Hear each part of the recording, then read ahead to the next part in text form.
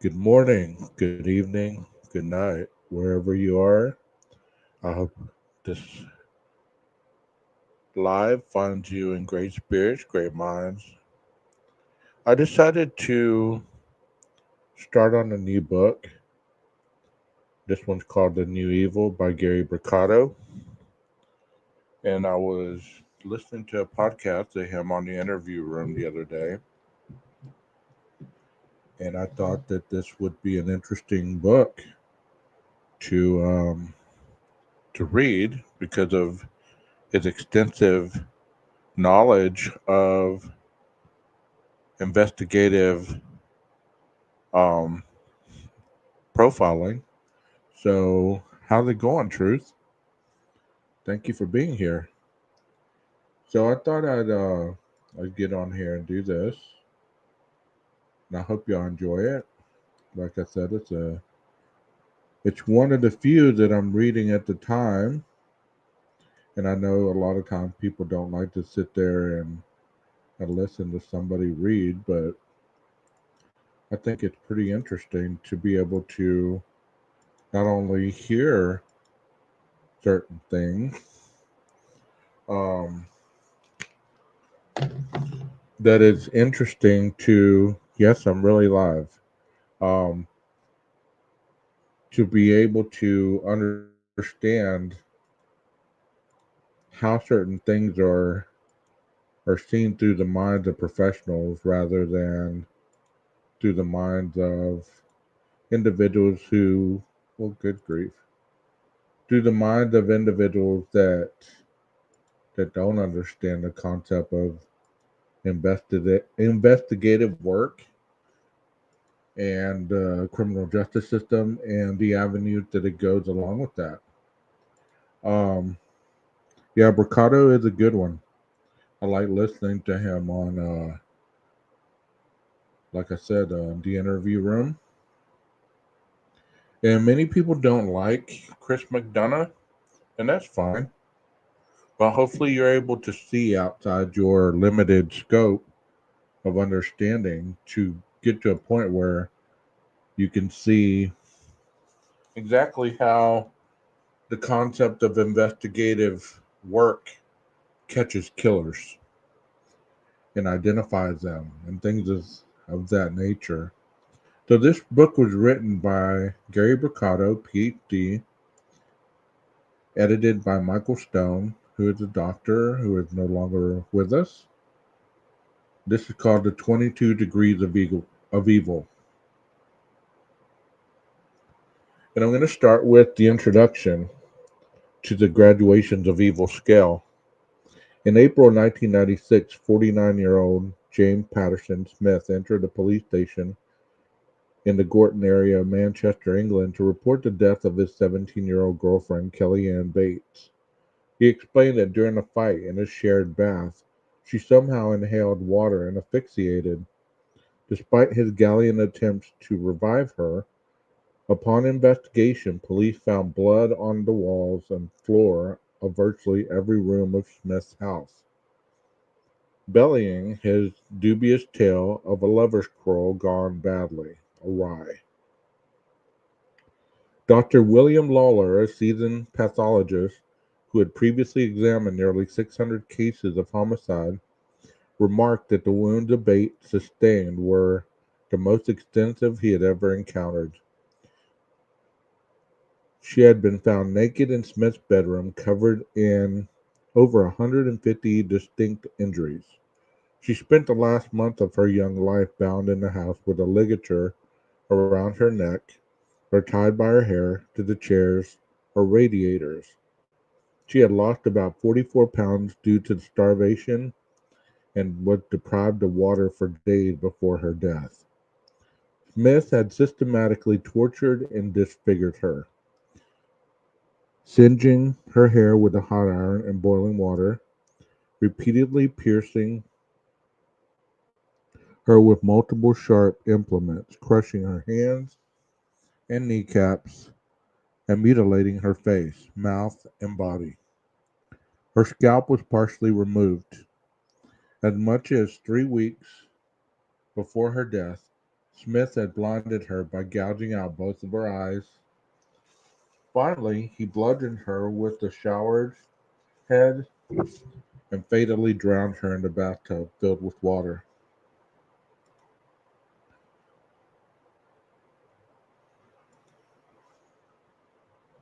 Throughout the subsequent murder trial, Smith accepted no responsibility, claiming that before a purely accidental death, Bates had routinely harassed him, dared him to hurt her, and inflicted injuries upon herself to falsely suggest abuse and to impugn his reputation. Remarkably, upon the sadistic killer's catalog of depravity, the judge in the case sentenced him to life imprisonment with a minimum of 20 years. How are we to make sense of a tragedy so utterly grotesque and heartbreaking? What psychological, or medical diagnosis could possibly account for the actions of a man like James Patterson Smith, who had a long history of aggression toward women, including beating a pregnant girlfriend and trying to drown two others during violent attacks? Is there anyone among us who would not view his action as more evil, beyond all human understanding? Indeed, the victim's father, who had the terrible task of identifying her brutalized body, remarked of the killer, "People called him an animal, but an animal wouldn't do that to another animal. He is a very evil man." Dr. Stone and I contend that the concept of evil, which is universally sensed on a basic level, and yet extremely difficult to articulate and comprehend, is worthy of serious inquiry. We have dedicated significant portions of our careers to this area, spending years evaluating, studying, and sometimes even treating violent killers, rapists, child abusers, and other offenders, people whose crimes few would hesitate to call evil, in prisons, hospitals, and other settings. Within this larger context, Dr. Stone has made a specialty of what are known as personality disorders characterized by inflexible, maladaptive patterns of behavior, thought, and inner experience, which, as we shall see, constitute a key aspect of violent behavior. My own area of expertise, following forensic training and experience, has been psychosis, or abnormal states of the mind, in which perception, thoughts, and emotions are impaired to the point that one loses contact with reality. In my clinical work, as well as in my research with a team of investigators, I explore the relationship between violent thoughts and behaviors and psychotic illness, especially as the latter first emerges in adolescents and young adults. By evil, we are not referring to spirituality, sinful, or societally forbidden acts per se, since what is deemed abominable by one religion or culture might be fully accepted by another. Rather, we refer to the types of action to virtually anyone, regardless of faith, time, or place, would find unspeakably horrible and utterly depraved. Moreover, we note that acts commonly called evil share three or more core elements, and they are generally preceded by malice, a forethought or premeditation, inflict wildly excessive degrees of suffering, and would be considered altogether incomprehensible to the average individual. I'll be right back. Hold on a second.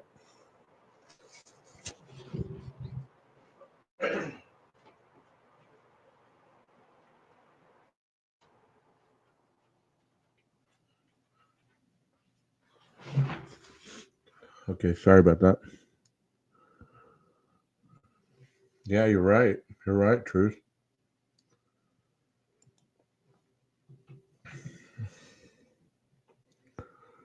Indeed, each can be readily observed in the methodical, protracted torture and murder of Kellyanne Bates, and in the ensuing reaction of the shocked and bewildered public. It should be noted that when in common parlance the word evil is used to describe someone, the implication that the individual has habitually and often committed evil acts. We find, however, that even the most egregious repeat offenders do not spend from dusk to dawn of each and every day perpetrating evil deeds. Some persons of the latter type demonstrate pleasant and innocuous relationships with family, neighbors, coworkers, and others for years, while leading double lives in which terrible crimes are secretly committed.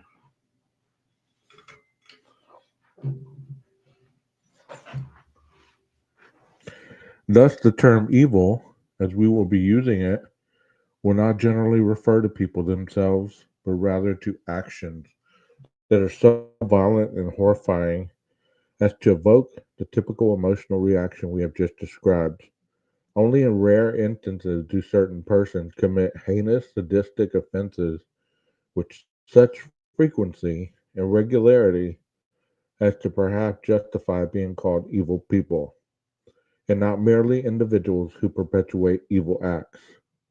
With these key concepts in mind, we turn to the basic questions of whether some individuals' acts and core drives are more evil than others, and if so, how we might classify them into distinct, meaningful categories that can then be ranked by severity. In The Anatomy of Evil, Dr. Stone proposed a graduations of evil scale, whereby for the first time we might endeavor to quantify the degree of evil associated with an individual's violent and or homicidal actions. Using a 22-point continuum, the instrument takes into account the morality of the prime motivation underpinning an individual's crime or repeated criminal acts, ranging from the justifiable to the groundlessly cruel. While the ranking cover a wide array of offenses, murder within a number of contexts and associated with a variety of motivations is particularly emphasized. The scale weighs, for instance, whether a homicide is driven by self-defense or feelings of helplessness in the context of abuse. It captures those who take lives due to the feelings of jealousy, of rage, or intense and difficult to control. Wow, this seems like it's going to be a good book.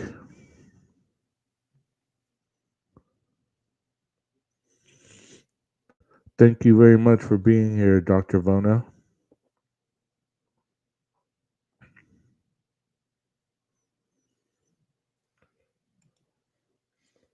It considers those who kill out of blind loyalty to another person or party, or who aim to eliminate anyone impeding the achievement of some selfish end.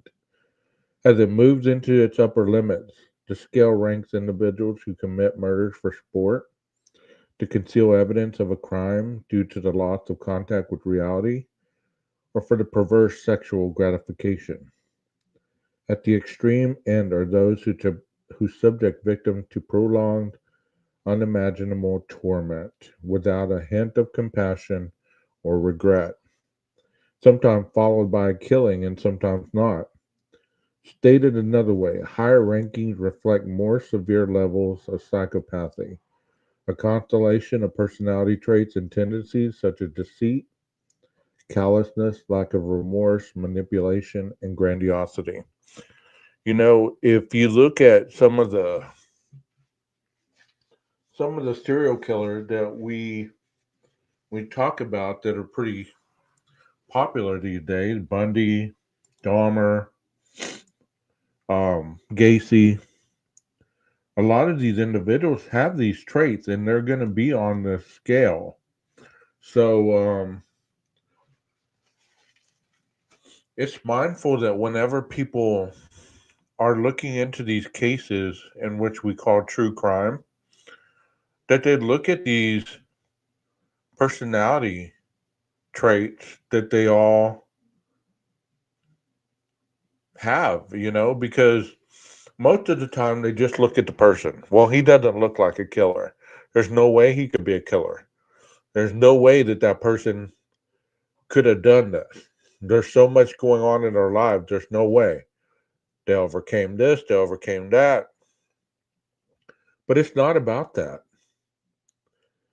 And their lack of understanding leads them to the shallowness of their theories on what could have happened.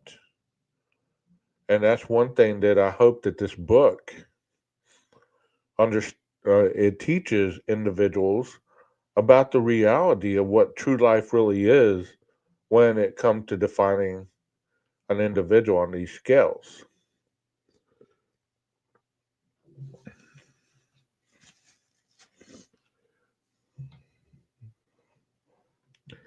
Okay, it says,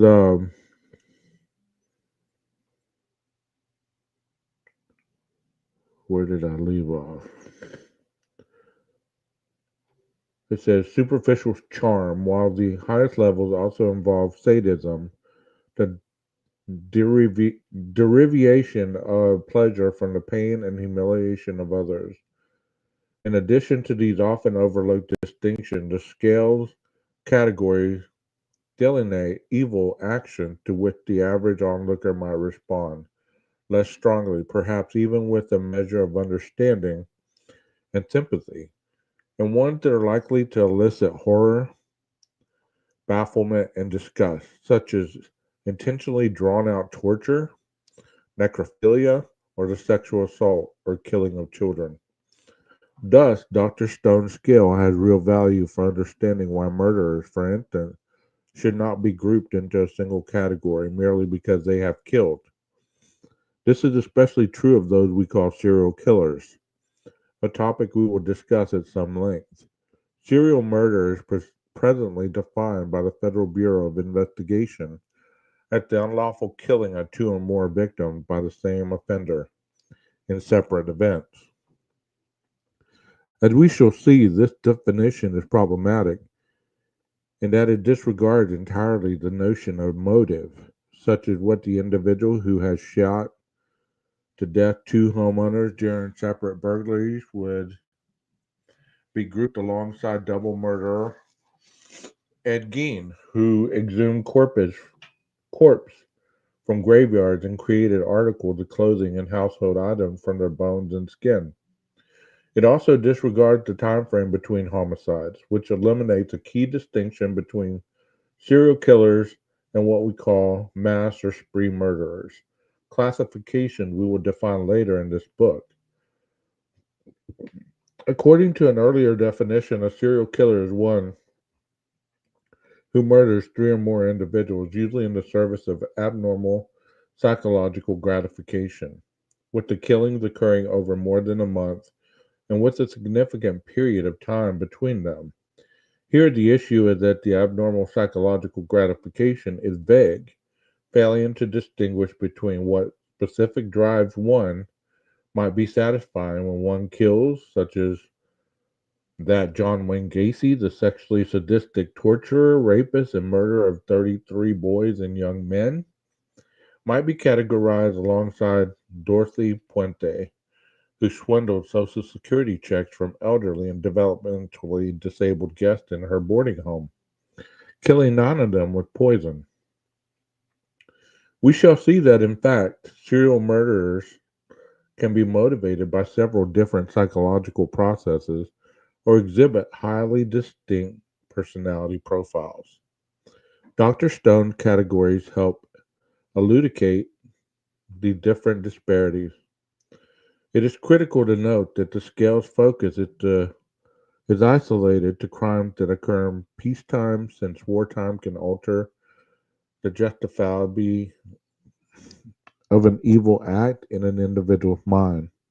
For instance, someone who detonates an explosive device during a military conflict causing untold destruction and death may later in civilian life experience pangs of conscience at the thought of swatting a fly. Acts of terrorism, which tend to be committed by persons who view themselves as part of religiously or physiologically motivated armies, are also not evaluated by the scale. Similarly, organized crime activity is excluded in that it constitutes routine business within some wider enterprise in which one criminal syndicate is at the constant war with various others. Throughout our first several chapters, we will discuss each ranking in the scale, describing the key distinction between them in detail. The 22 categories are as follows: killing in self defense or justified homicide. Number one, justifiable homicide. Killing was in self defense, not, not psychopathic. Number impulsive murders and persons without psychopathic features. Number two, jealous lovers, egocentric, immature people committing crimes of passion. Willing companions of killers, impulse ridden, some antisocial traits, killing in self defense but extremely provocative toward the victim. Traumatized, desperate persons who kill relatives or others yet have remorse. Impetuous, hot headed murderers yet without marked psychopathic traits. Person with a few or no psychopathic traits murders of more severe types. Highly narcissistic person, some with a psychotic core who murder loved ones. Murders sparked by smoldering rage resulting sometimes in mass murder.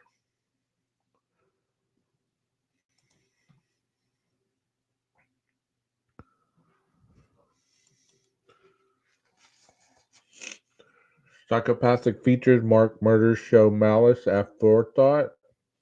Number nine, jealous lovers with strong psychopathic traits or full-blown psychopathy. Number 10, killers of people who were in the way, including witnesses, extreme egocentricity. Number 11, fully psychopathic killers of people who were in the way. Power-hungry psychopaths who murder when cornered. Inadequate, rageful psychopaths, some committing multiple murders. Ruthlessly self-centered psychopathic schemes. Spree or multiple murders. Psychopathy is apparent.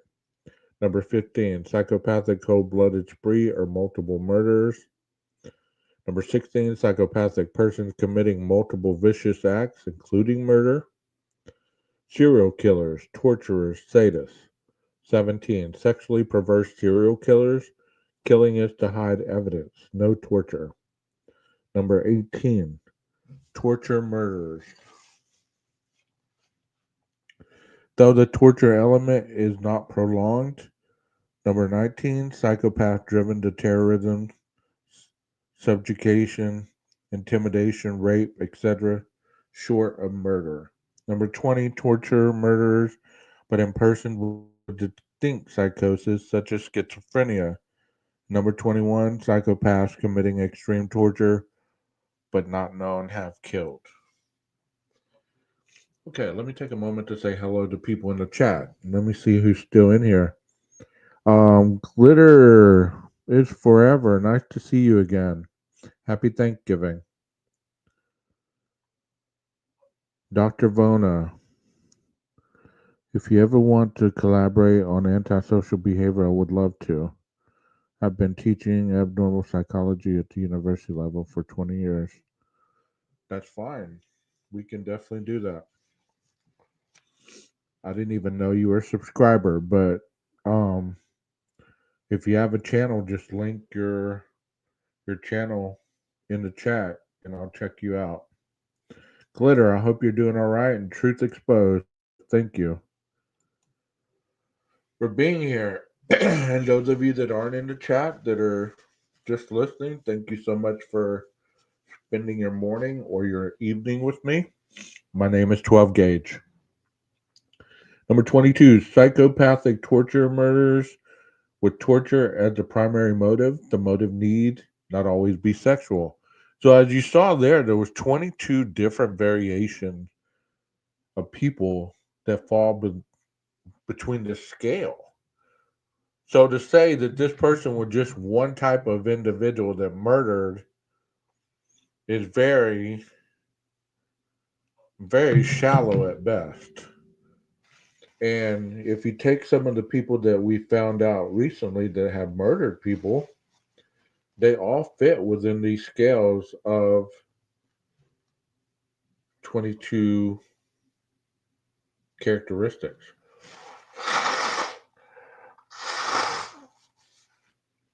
Excuse me. Still healing from this crap. Experience tells us that those using the scale typically grasp with no difficulty the first eight categories, in which non psychopathic persons commit murder or other serious acts of violence in self defense, or in the context of abuse, impulsiveness, or intense feelings of jealousy or anger.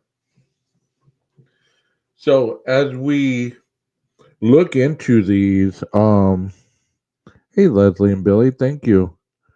Um,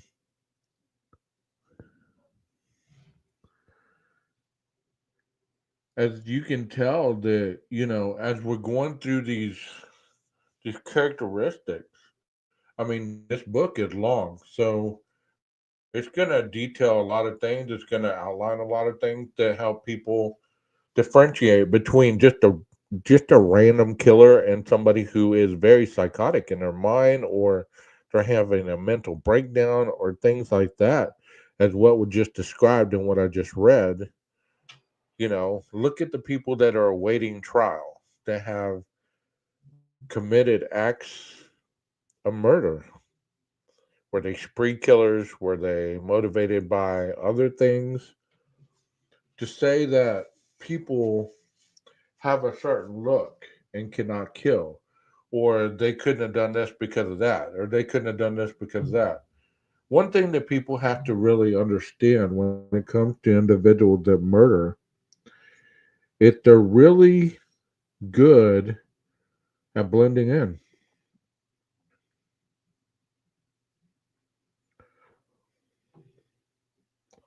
so it's terrible that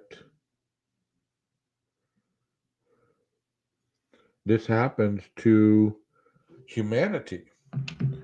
We're unable to distinctively, as the public, understand these things as they go on.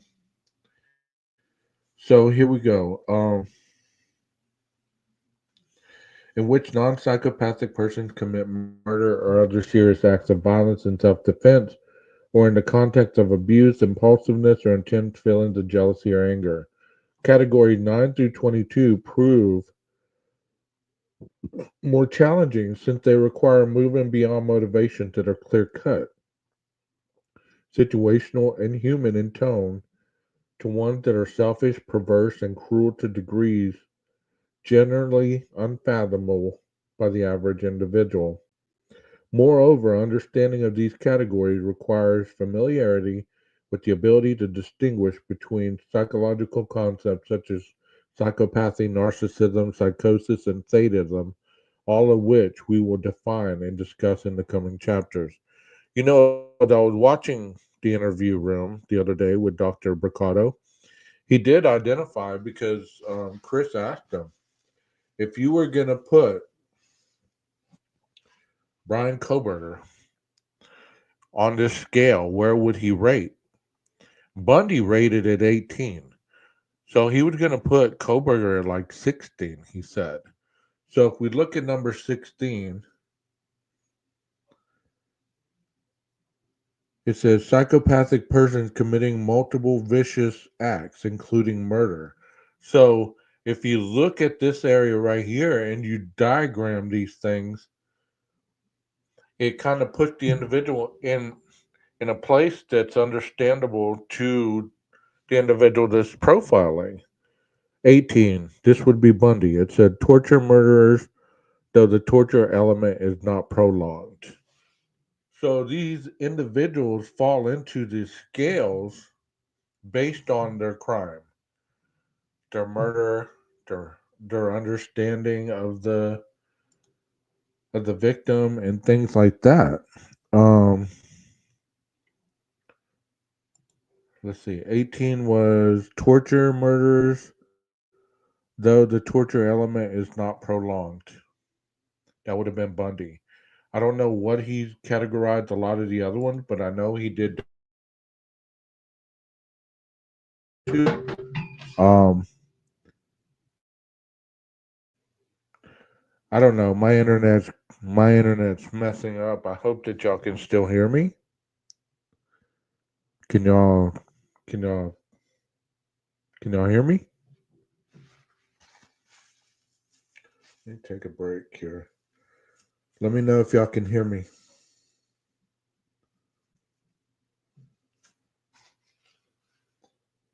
Okay, you can hear me now? Good. My internet's acting up. I don't know what's up with it. It's been acting up for a couple days now.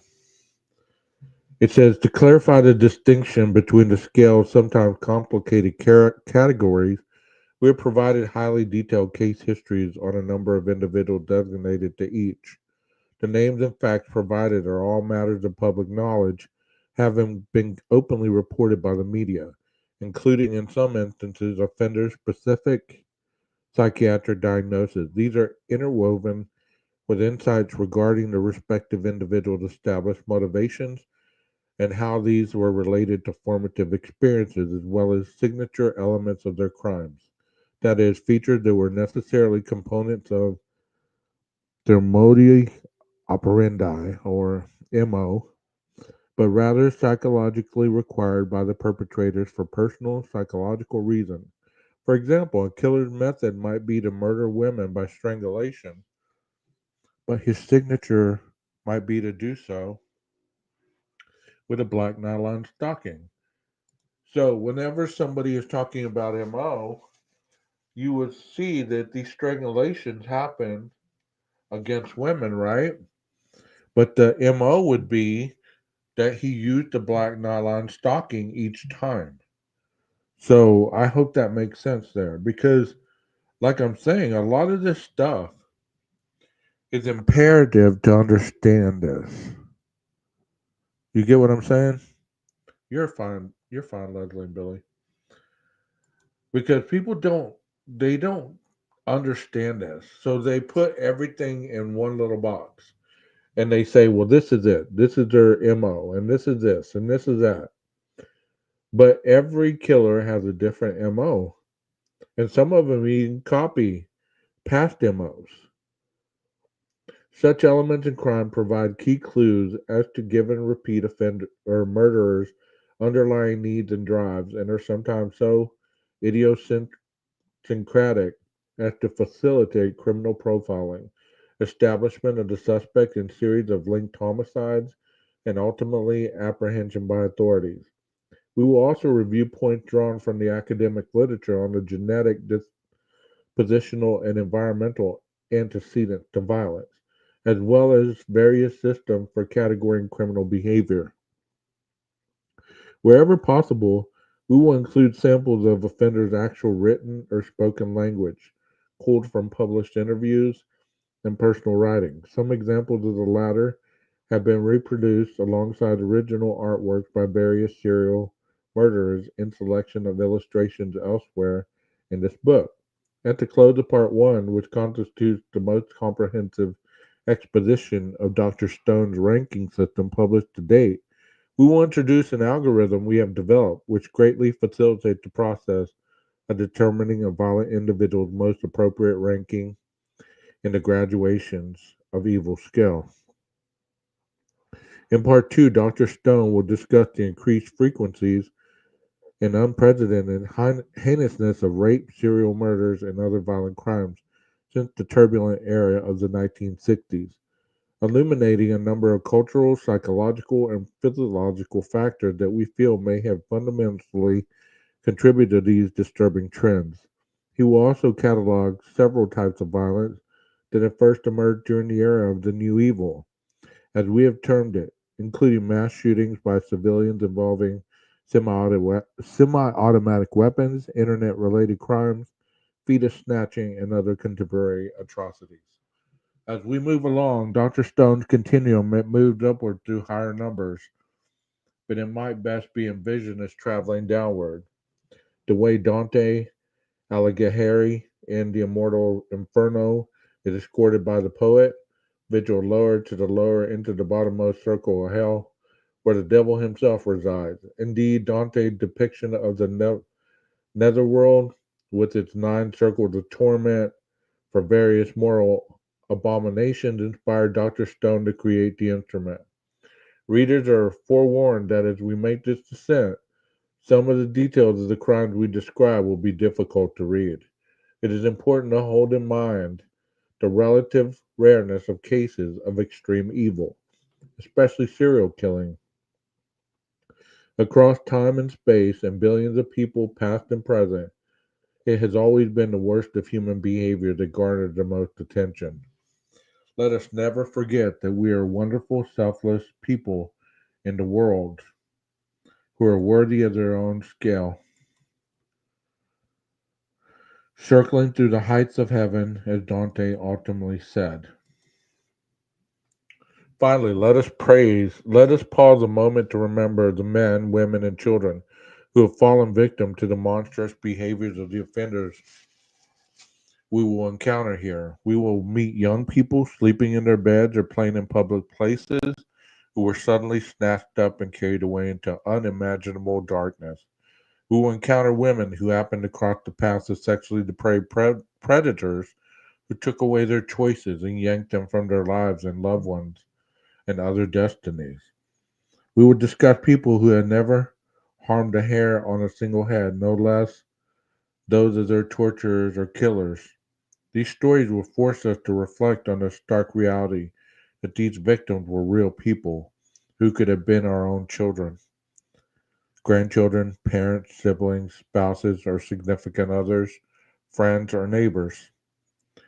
You or I, any of us, let us remember still that the existence of evil proves incontrovertibly its counterpart, which is goodness motivated by denial of the self and by love. Okay. Before I start reading this, I'm going to say hello to the chat, see who's all in here still.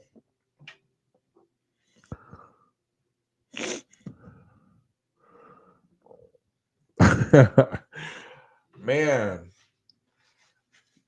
I hope you guys are enjoying this because I just purchased this book a little while ago. And I was talking to somebody about potentially reading it because this is the real deal right here.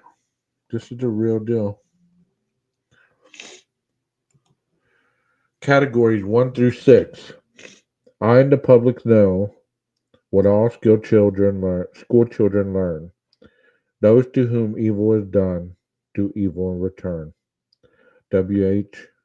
Auden, September 1st, 1939. Another time. In Sir Arthur Conan Doyle's classic Sherlock Holmes tale, The Adventure of the Devil's Foot, the sleuth determined that a celebrated explorer and huntsman, Dr. Leon Sterndale, has avenged the murder of his mistress by fatally poisoning her killer with a vaporized toxin. Holmes empathizes with Sterndale's decidedly human motivation and is unable to condemn him as basically evil man, remarking to his friend and biographer, I have never loved Watson, but if I did, and the woman I loved had met such an end, I might act even as our lawless lion hunter has done. Who knows?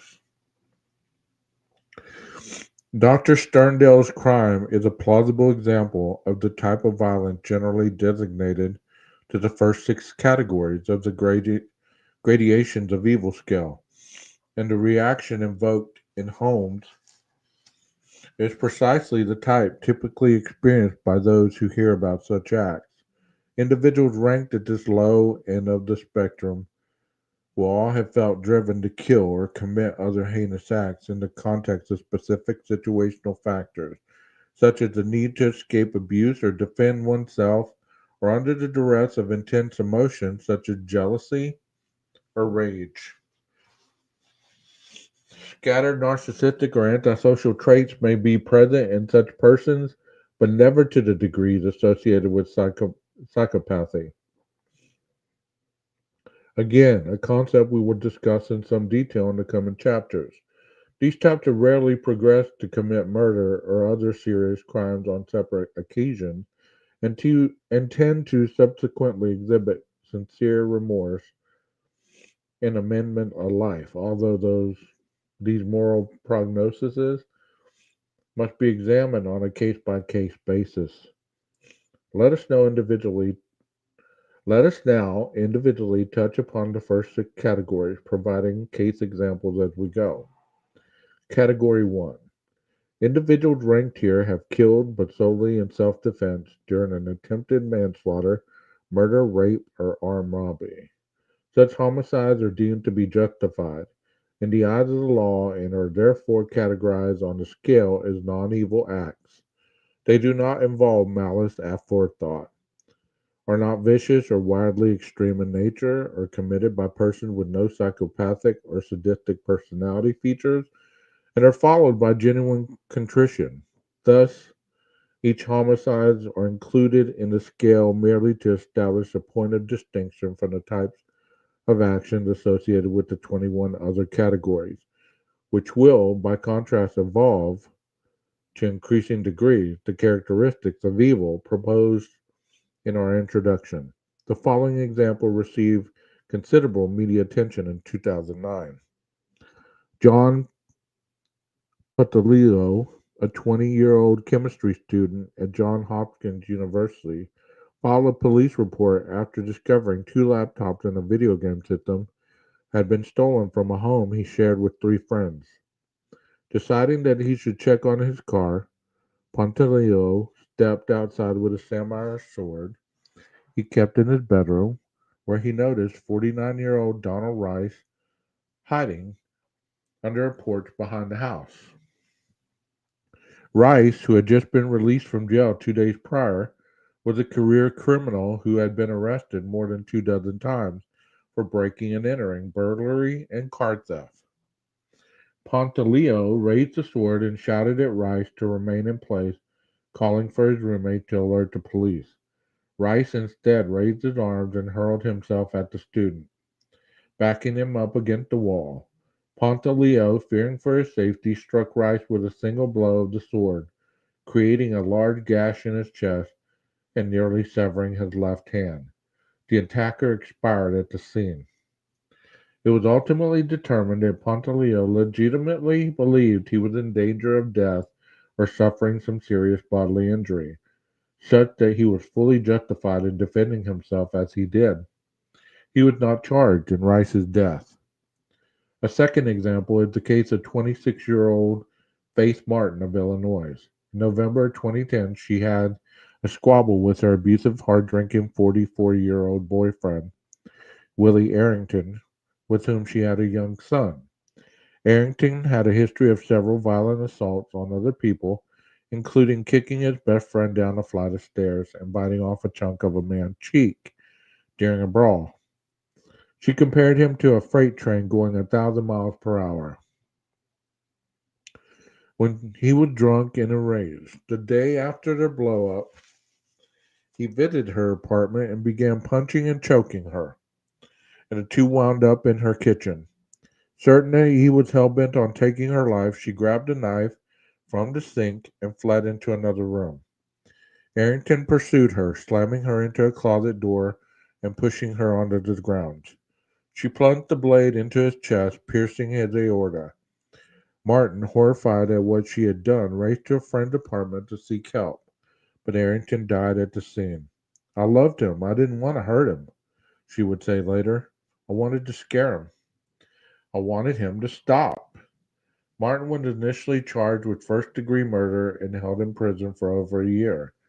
She was, however, subsequently acquitted on the grounds that Arrington had been a brutally abusive partner and that during his violent assault, she fatally stabbed him in the context of a real fear for her own safety. According to the Chicago Tribune, the judge called it the best case of self-defense that we'd ever seen. So that's interesting, wouldn't you say? That Self defense is justified, and that's what category one is talking about. And we're going to get through, I don't know how long we're going to go tonight, but we're going to eventually get through all 22. Are y'all enjoying this so far? Let me know how it's going in the chat. Are you guys enjoying this? Yes, no? Hey, PKC. Cam Guinness, how you doing?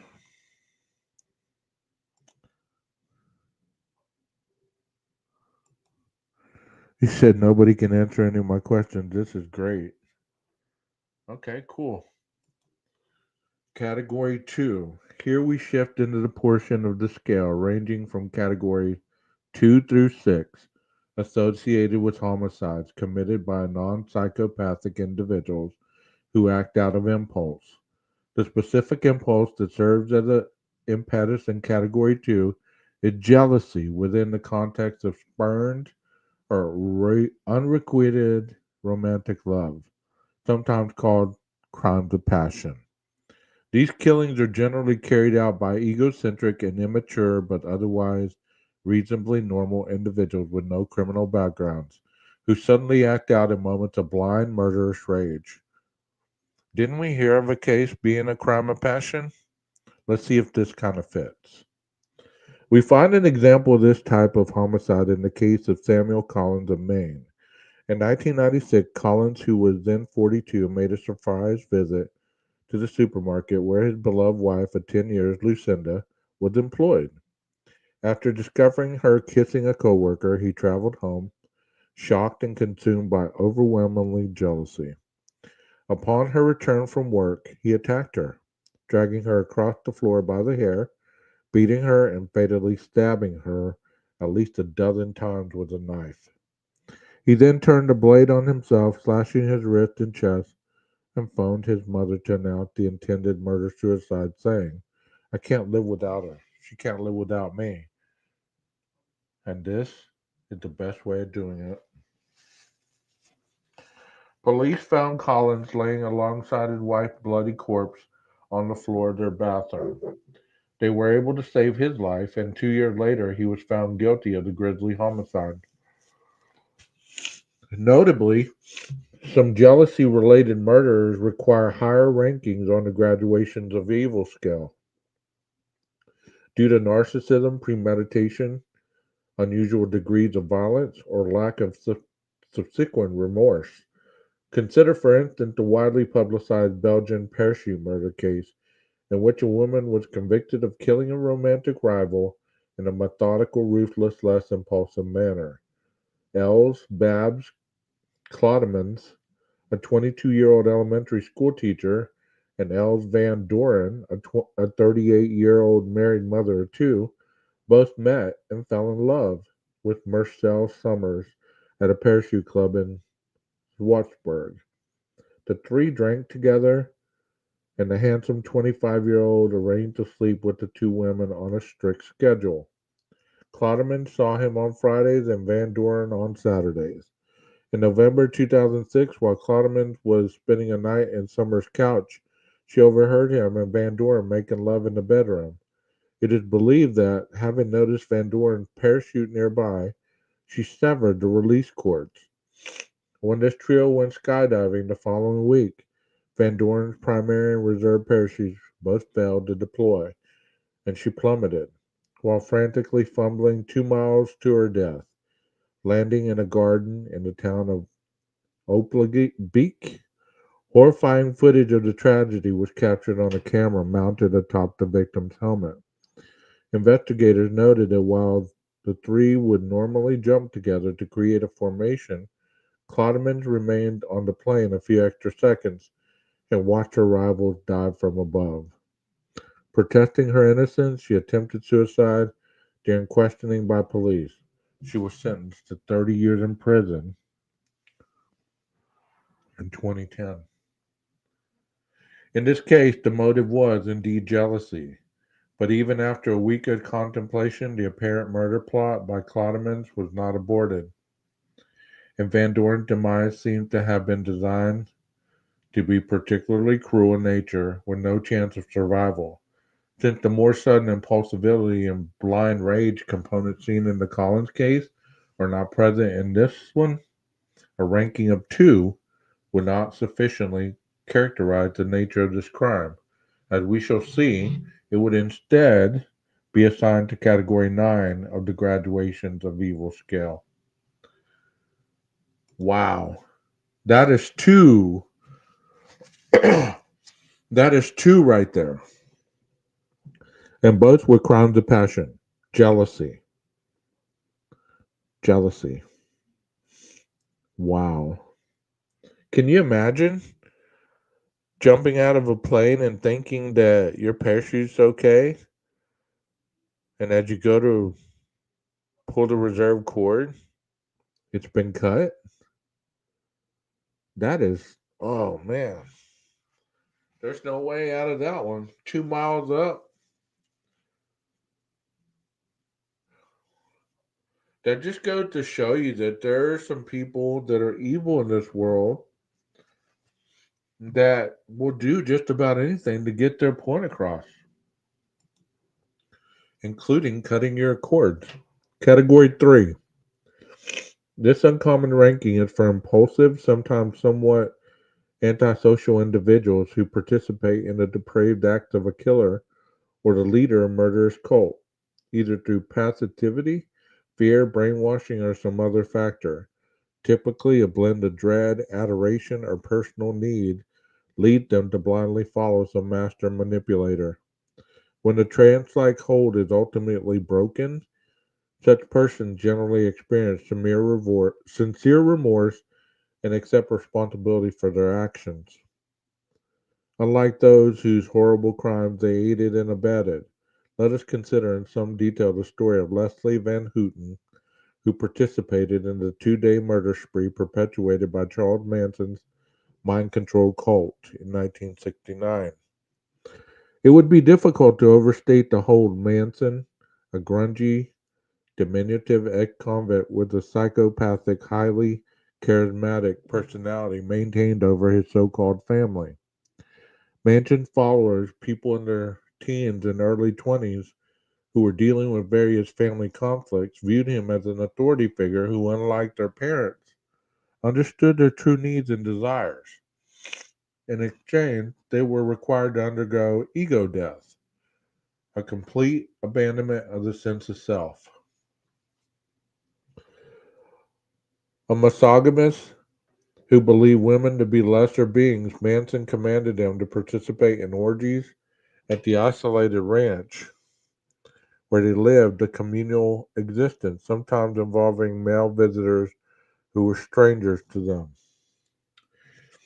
Manson further disintegrated his followers' personal identities by drugging them with LSD and constantly barraging them with pseudo spiritual rhetoric, claiming at various points that he was Jesus, God, and the devil, and that all aspects of traditional society, including the nuclear family, law, and morality, should be disregarded or dismantled.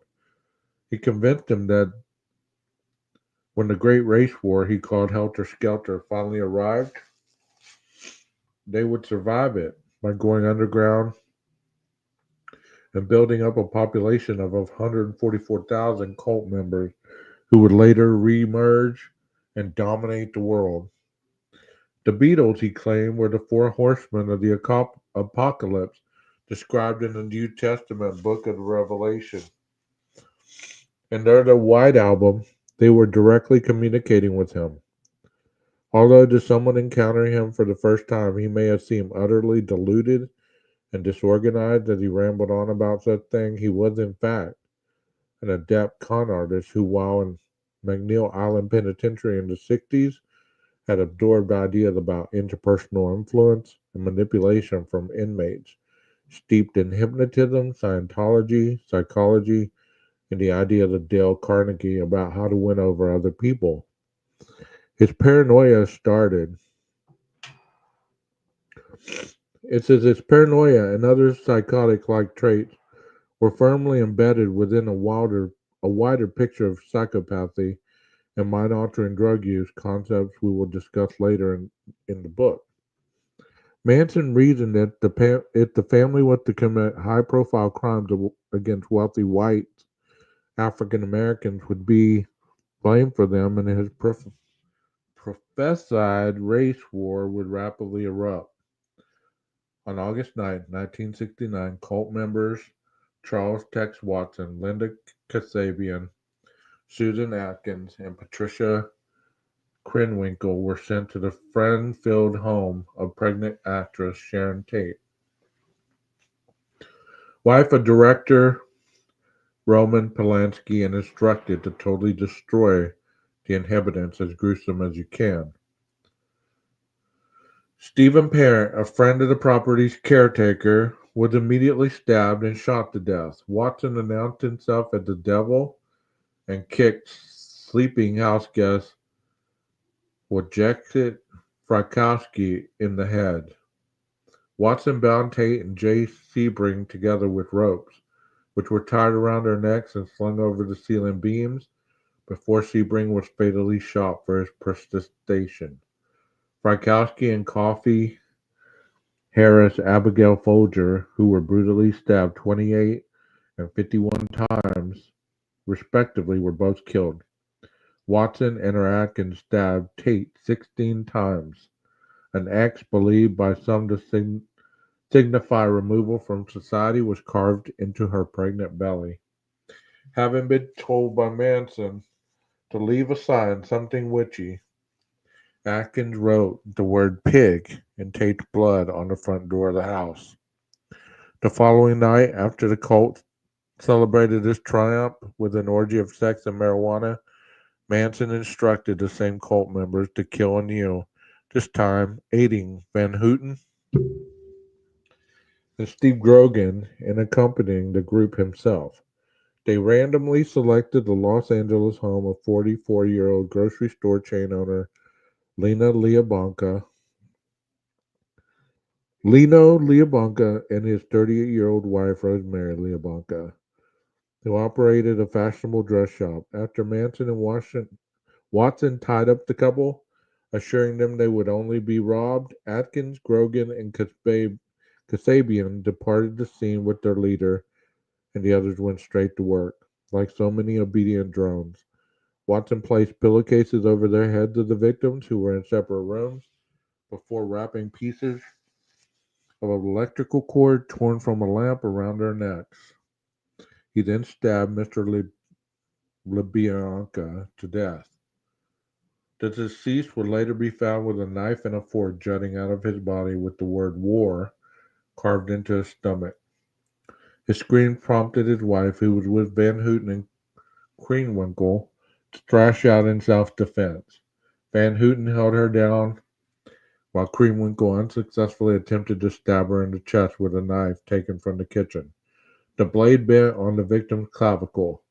Watson then entered the room and stabbed Miss Liabanca numerous times.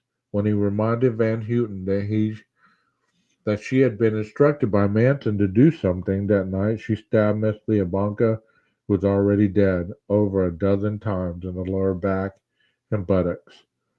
A subsequent autopsy would tally 40 wounds in all. Krenwinkel then wrote on the walls with Miss Liabanca's blood, and Van Houten attempted to remove possible fingerprints, after which the trio ate cheese and drank milk from the victim's refrigerator. By October 1969, Manson and several of his followers, including Van Houten, were in police custody. In the months following the killings, Van Houten and the other cult members who participated in the various parts of the murder spree were tried in Los Angeles.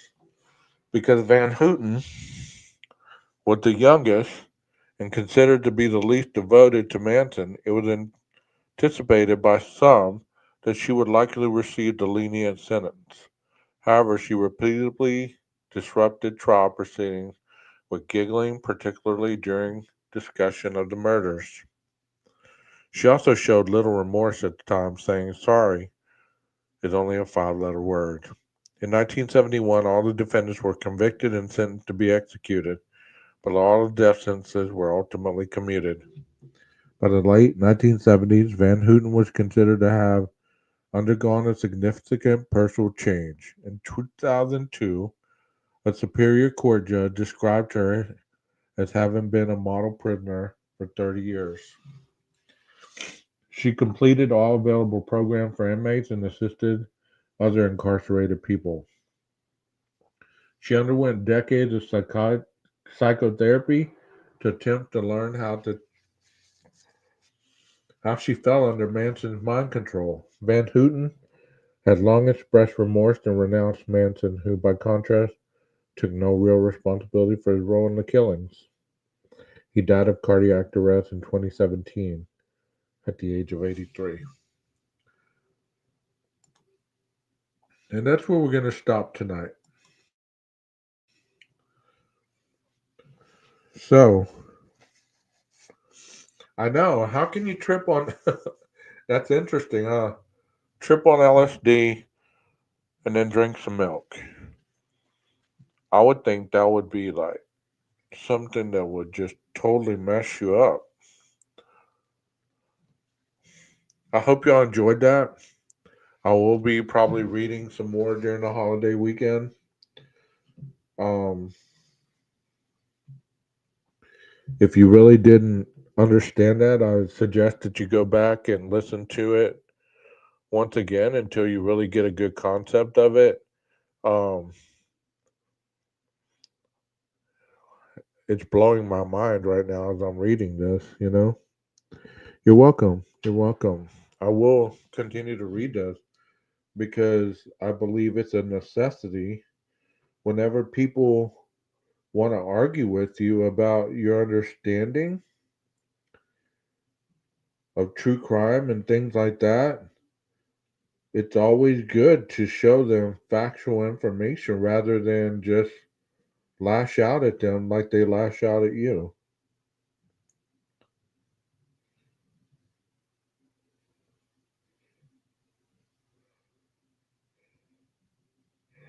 So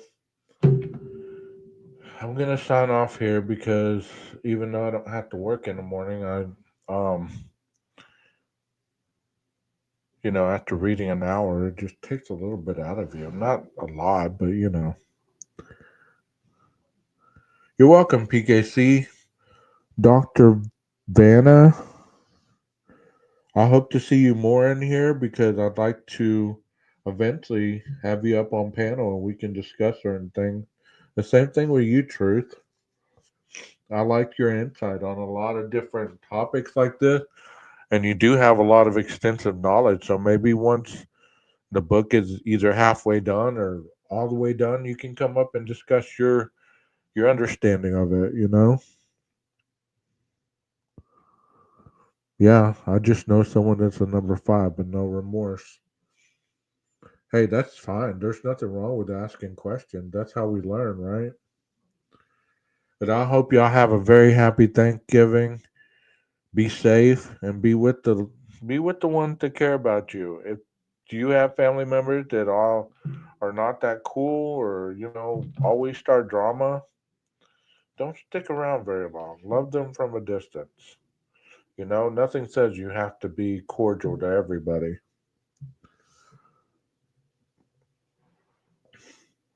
Y'all have a wonderful night. And like I always say, can you dig it? Can you dig it? If you can't dig it, get yourself a bigger shovel. Maestro, cue that music. See you again soon, guys.